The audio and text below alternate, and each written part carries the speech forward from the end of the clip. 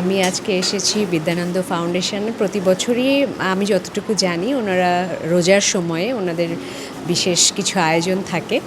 তো সেটার জন্যই আজকে আমার এখানে আসা। এখানে আমি যতটুকু পর্যন্ত এখন দেখলাম যে এখানে ছোট ছোট ছেলেমেয়ে আছে, এতিম, বিভিন্নভাবে বিভিন্ন জায়গা থেকে বলা চলে কুড়িয়ে পাওয়া। এখানে আমি কিছু বৃদ্ধ বাবা মাকে দেখলাম।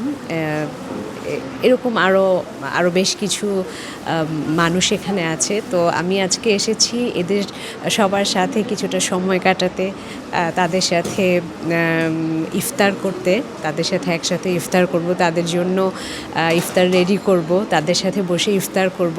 তো এরকম একটা কাজে আমি আজকে, আর মূলত তাদের সাথে সময় কাটানো, এটার জন্য আমার আজকে এখানে আসা। একদমই অন্যরকম একটা অনুভূতি, কারণ এই কাজটা আমরা প্রত্যেকটা মানুষই আমরা করি। যারা মুসলমান তারা বাড়িতে, আমরা কিন্তু সবসময় ইফতার, বিশেষ করে আমরা যারা মেয়েরা আছি, ছেলেরাও করে কিন্তু মেয়েরা এটার সাথে অনেক বেশি জড়িত। কেউ ইফতার বানায়, কেউ ইফতার রেডি করে রোজদারদের জন্য, নিজের জন্য বা পরিবারের অন্য সবার জন্য।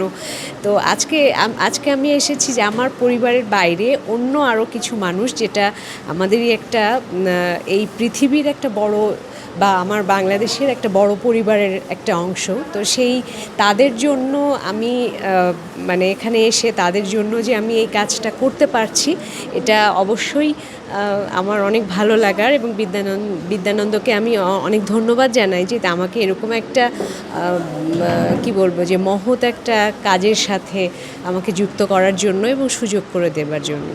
আসলে এটা তো আমাদের জন্য অবশ্যই, আমাদের জন্য বললে তো আসলে হবে না, এটা সবার জন্য আসলে একটা অনুপ্রেরণামূলক। কারণ এনারা সেলিব্রিটিরা যারা আসেন তাদেরকে কিন্তু বাংলাদেশের মানুষজন বা বাংলাদেশের বাইরে যারা আছেন তারা কিন্তু পছন্দ করে থাকেন। তো আমরা কিন্তু তাদেরকে কি ফলো করি। আমাদের মতো যারা আছেন, আমাদের সবার কাছেই হচ্ছে যে তাদের নিজস্ব একটা ফ্যান ফলোয়িংয়ের ব্যাপার থাকে। তো তারা যখন, আমরা এমনিতে তো আগ্রহ থাকে যে তারা আসলে কি করেন, কি করছেন, তাদের ব্যক্তিগত জীবন, তারপর তারা কি করছেন সেগুলোর উপর আমরা কি ইন্সপায়ার্ড হই। তো সেক্ষেত্রে তারা যখন এসে আমাদের সাথে, সুবিধাবঞ্চিত মানুষদের সাথে করেন, আমাদেরই একজন হয়ে, আমাদেরই পরিবারের সদস্য হয়ে আমাদের সাথে কাজ করতে আসেন, তখন এটা আমাদের জন্য একটা অনুপ্রেরণামূলকের, মানে বিশাল অনুপ্রেরণা দেয়। পাশাপাশি আমার মনে হয় যে এটা অন্যদেরকেও আরও বেশি অনুপ্রাণিত করবে। কারণ হচ্ছে যে তারা, আমাদের কাছে মনে হয় যে তারকা মানেই হচ্ছে ধরাছোঁয়ার বাইরে, বা তারকা মানেই হচ্ছে তাদেরকে আমরা কখনো স্বাভাবিকভাবে আমাদের মতো চিন্তা করতে পারি না, বা তাদের জীবনযাত্রা আলাদা। তারা যখন আমাদের কাছে আসে তখন আমাদের কাছে কি মনে হয়, একজন একাত্মভাবে তারা আমাদের সাথে কাজ করছে, তখন আমাদের কাছে মনে হয় যে না, তারা যেহেতু করছে পারছে, আমরাও আসলে তাদের মতো হয়ে কাজ করি। তো যে যার জায়গা থেকে করুক, এটাই হচ্ছে আমাদের কামনা।